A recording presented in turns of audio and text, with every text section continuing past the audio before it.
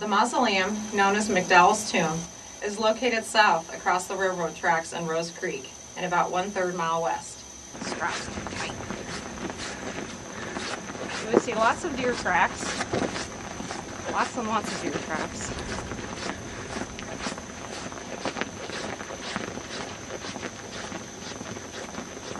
It was hand-carved into a sandstone bluff by Fairbury resident Nelson L. McDowell, a wealthy bachelor.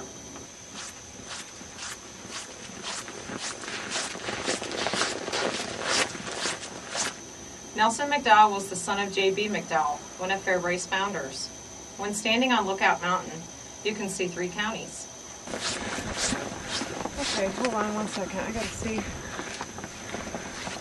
Okay, I see where it's at. Nelson McDowell spent a decade of his life carving the mausoleum with a hammer and chisel.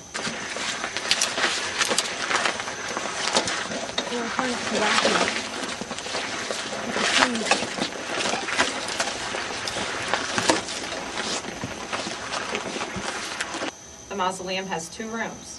Today, the mausoleum shows signs of the many visitors who have left their own carvings. So driving here wasn't the hard part.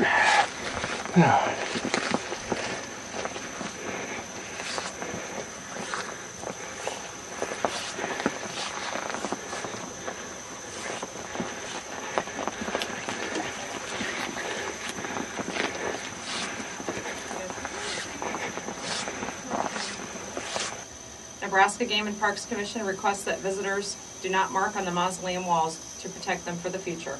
I got onto this baby the other day. Check that out. Ooh. Yeah.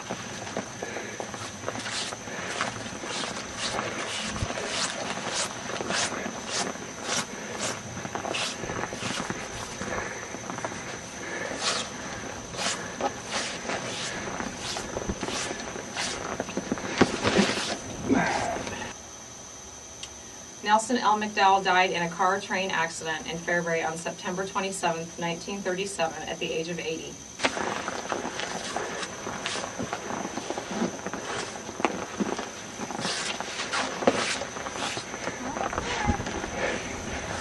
you want to get a shot of that up there, that's kind of the start of where the people had carved their names into the rock. It's really pretty.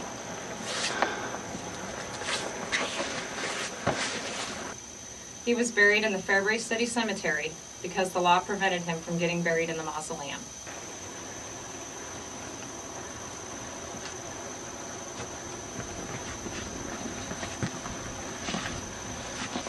Okay. I gotta get turned around.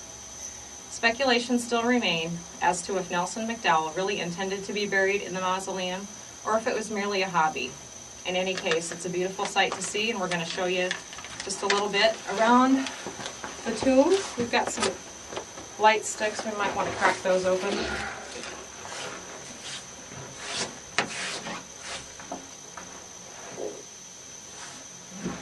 They're not real super bright, are they? I should have brought my heavy. We got this. Yeah. There's like 2 little benches on either side. You can see here where a body could fit, maybe, if it was a small body.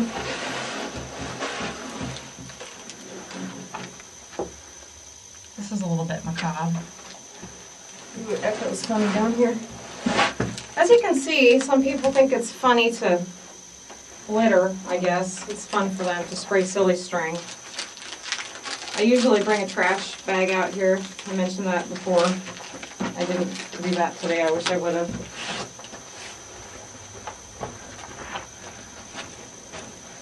Let's see if we can find anybody's name that we know. Did you get a view of that? That's beautiful. Evidence of a bird's nest.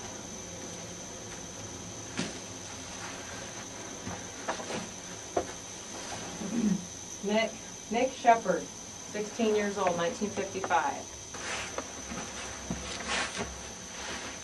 Lori, 1984.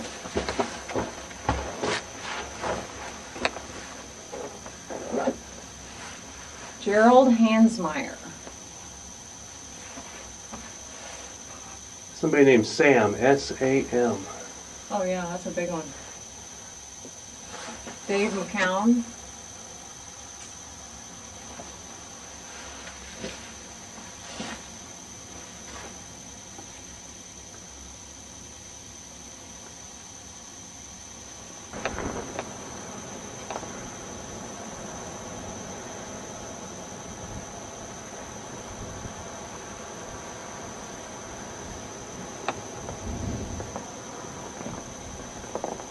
Walk further this way, you can see a nice little small waterfall. That's where that noise is coming from.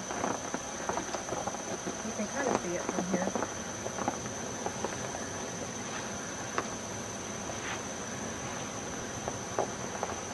Oh, yeah. See it? And the deer are plentiful around here. A lot of times when we come out, we'll startle one out of the woods.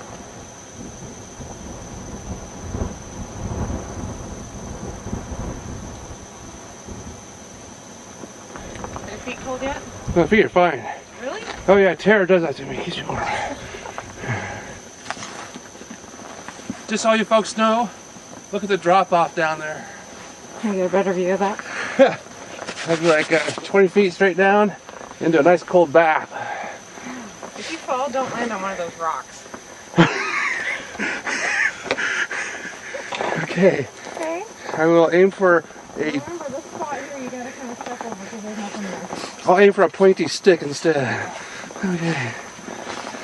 And if you aim for the pointy stick, make sure it doesn't hit the handle. Okay. No, don't grab onto that. So what sort of survival training skills do you have, or? Me? Yeah. Zero. 0.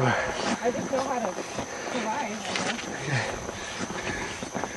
If I was stuck out here, it wouldn't take long. I feel like an ape. Planet of the ape. Okay. There's like 1 foot of foot space here, everybody.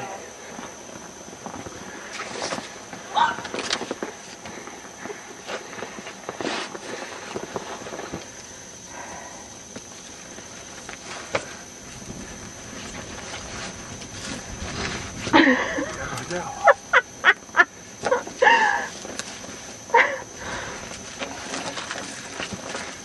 Yes, I made it. I remember this. We're getting close to the end, right?